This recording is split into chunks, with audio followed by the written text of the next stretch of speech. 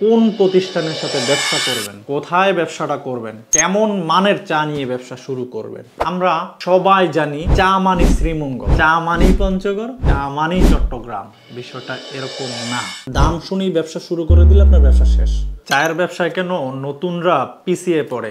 আজকের আলোচনার মূল টপিক হচ্ছে কেন আমরা এই বিজনেসে পিছিয়ে পড়ি। আসসালামু আলাইকুম, আমি আব্দুল আজিজ টি অফ রাজধানী থেকে কাজ করছি চায়ের খুঁটিনাটি নিয়ে, বিভিন্ন আইডিয়া নিয়ে, কিভাবে চা নিয়ে কাজ করলে কিভাবে কি কাজ করতে হবে, চার ব্যবসায় কি কি প্রয়োজন, সেই সংক্রান্ত সকল বিষয় নিয়ে। তো আপনারাও খুব আগ্রহের সাথে আমার ভিডিওগুলো দেখেন, অনেকেই কমেন্ট করেন, নিত্য নতুন ভিডিও চান।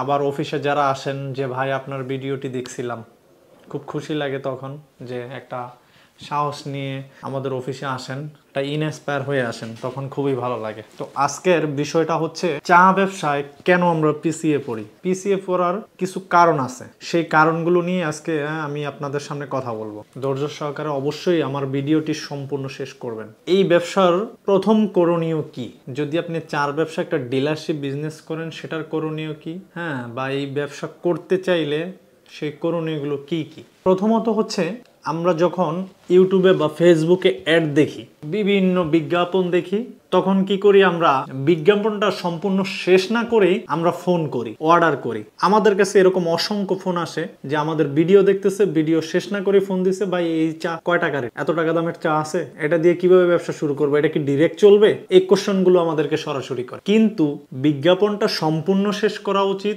প্রথম কাজ হচ্ছে আপনি যদি এই ব্যবসায় আসতে চান বা ইনস্পায়ার হয়ে থাকেন, তাহলে আপনার যাদের ভিডিওগুলো ফলো করেন সম্পূর্ণ ভিডিওগুলো আগে দেখতে হবে।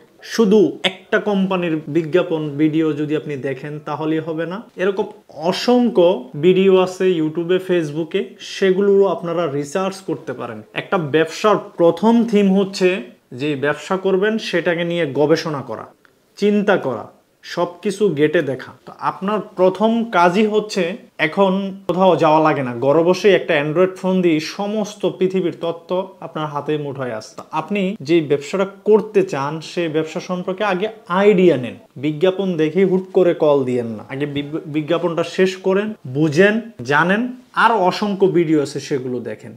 দেখার পরে আপনি এবার দ্বিতীয় ধাপ হচ্ছে, যদি আপনি চার ব্যবসায় আসতে চান তাহলে হচ্ছে যে আমি চায়ের বিজনেস করব। আপনার কোন এলাকা থেকে আপনি বিজনেস করবেন, কোন এলাকায়, আপনি খুলনা বিভাগে হতে পারেন, রাজশাহী হতে পারেন, রংপুরে হতে পারেন, বা ময়মনসিংহে হতে পারবেন, ঢাকা বা চট্টগ্রাম, যে কোনো এক জায়গায় আপনি যেখান থেকেই বিজনেসটা করতে চান কেন, এবার বিভাগীয় পর্যায়ে করতে চাচ্ছেন নাকি আপনার এলাকায় পর্যায়ে করতে চাচ্ছেন, আপনি কোথায় বিজনেসটা করবেন সেটা আগে নির্ণয় করতে হবে।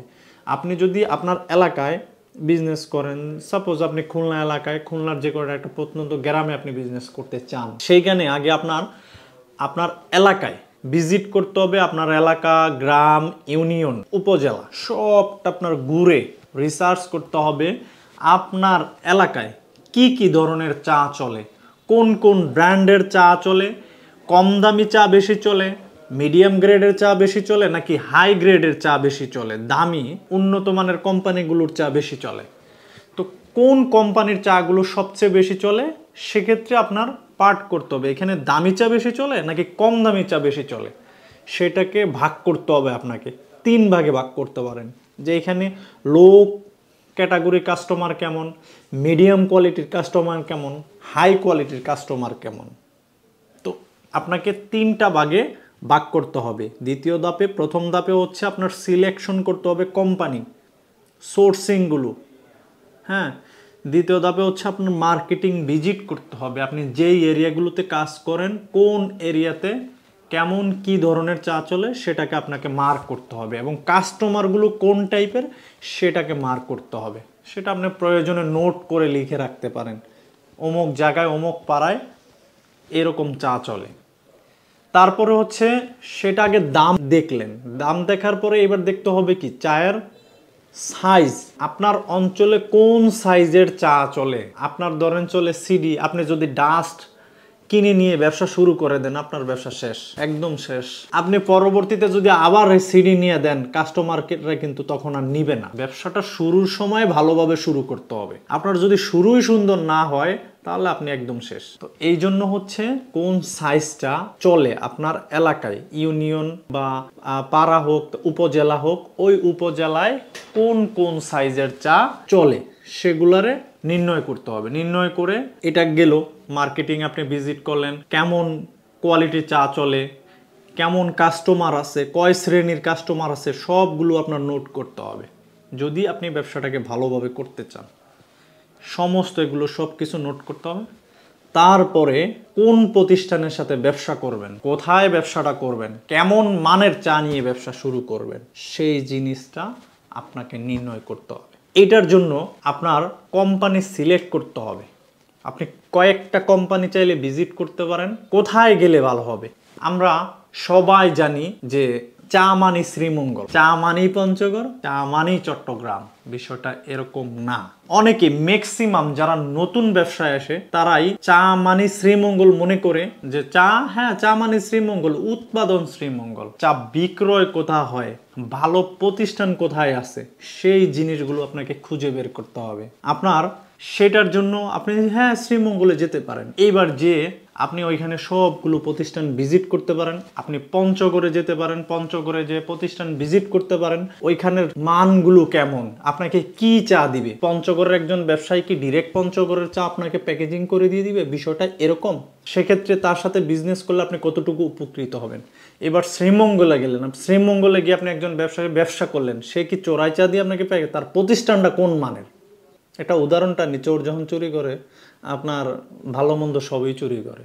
এখন যদি আপনি এরকম মনে করেন 9-6 কোম্পানির সাথে আপনি ব্যবসা করেন, কোম্পানি না দোকান দিয়ে বৈশা আছে, তার সাথে যদি ব্যবসা করেন তো আপনার হচ্ছে আপনি তো 900ই পাবেন, স্বাভাবিক ব্যাপার।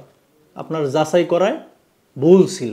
অনেকেই কি এটা করে ফেলেন, চলে যান, দৌড়ে চলে যান অমুক জায়গায় যায়, মনে করেন পাইছে মুরগি, দিছে জবাই করে, আপনিও মার্কেটে গেছেন, নিজে জবাই হয়ে গেছেন, কোনো আর কথা বলতে পারতেছেন না। আবার দিছে একবার ভালো, পরের বার ভালো দিছে একবারে মনে করেন শোয়াই ফেলছে। তো এই কাজগুলো না করে আপনাকে আগেই সতর্ক হইতে হবে।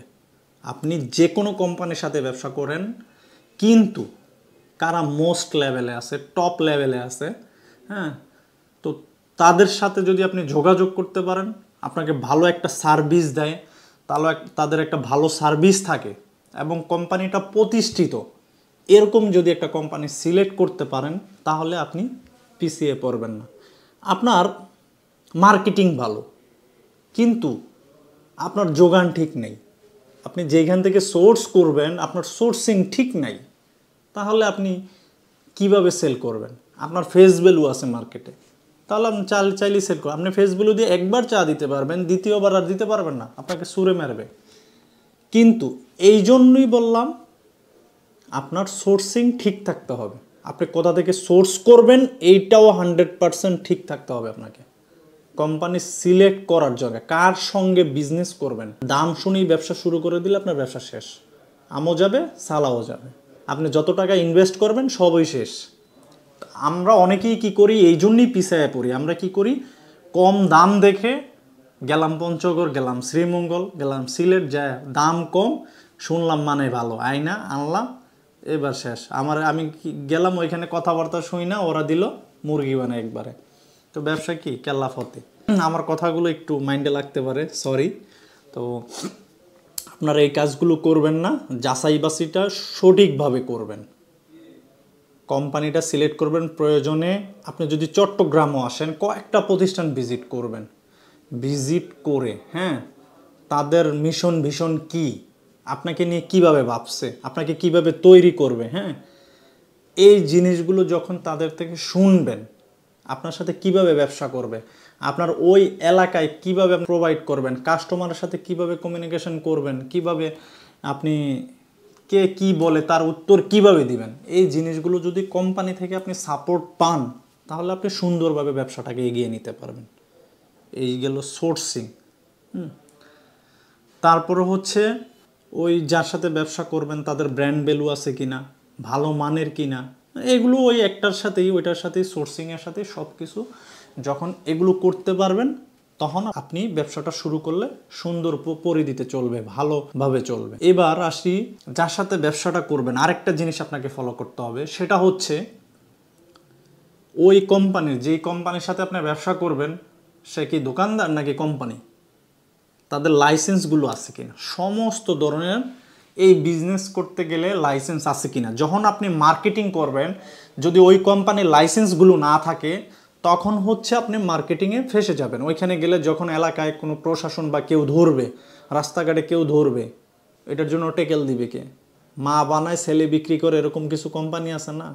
তো এরকম কোম্পানির সাথে বিক্রি করলে কিন্তু গেছে আপনার, সবই যাবে, আমও যাবে, সালাও যাবে। তো এই জন্য ওই কোম্পানিগুলোর সমস্ত ডকুমেন্টস আছে কি না, কারণ আপনার এলাকায় একটা মান সম্মান আছে। যখন আপনি এলাকায় কেউ ধরবে, ধরার পর আপনার পণ্যগুলো নিয়ে যাবে, ধরেন কোনো ভোক্তা অধিদপ্তর বা বিএসটি বা যে কোনো থেকে, প্রশাসন থেকে যদি আপনাকে ঝামেলা করে, আপনার যদি সঠিক থাকেন তাহলে আপনার কোম্পানির যদি সমস্ত ধরনের লাইসেন্স থাকে, সমস্ত কিছু থাকে, তাহলে কিন্তু আপনি সুন্দরভাবে করতে পারবেন, আপনাকে কেউ ঝামেলায় ফালাইতে পারবে না।